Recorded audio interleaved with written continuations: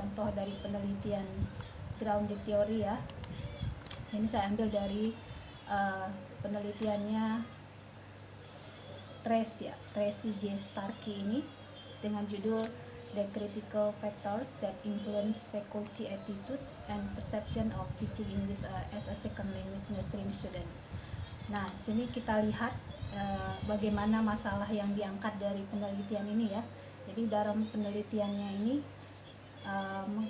mengangkat masalah tentang kesulitan mahasiswa dalam akademik, dalam pembelajar bahasa Inggris ya. Kesulitan itu ditemukan dalam bidang komunikasi lisan atau membaca, memahami dan menulis. Jadi terdapat ada juga masalah, yaitu kurangnya kesadaran dan pemahaman budaya dari fakultas, isolasi sosial dan perbedaan gaya belajar mengajar. Lalu terdapat juga masalah kriminalisasi dan stereotip.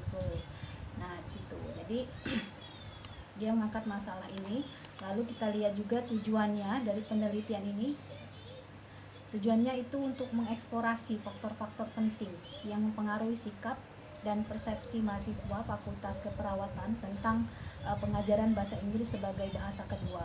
Dan tujuan studi grounded theory dalam penelitian ini adalah untuk menggunakan pendekatan induktif guna memperoleh penjelasan yang mendalam tentang makna kritis dan faktor-faktor yang mempengaruhi sikap dan persepsi fakultas tentang pengajaran ISL mahasiswa keperawatan.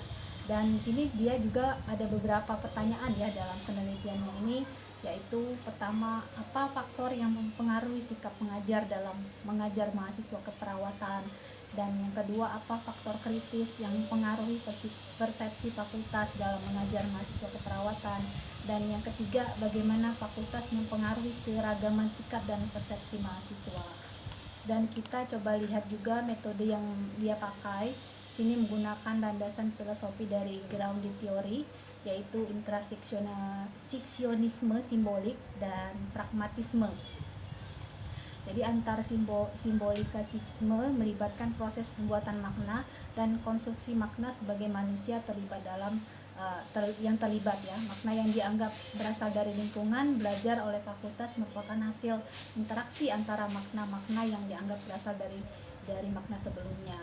Nah, di sini juga dia menggunakan pragmatisme yang menekankan pada kegunaan pengetahuan praktis daripada kerangka teori yang diterapkan.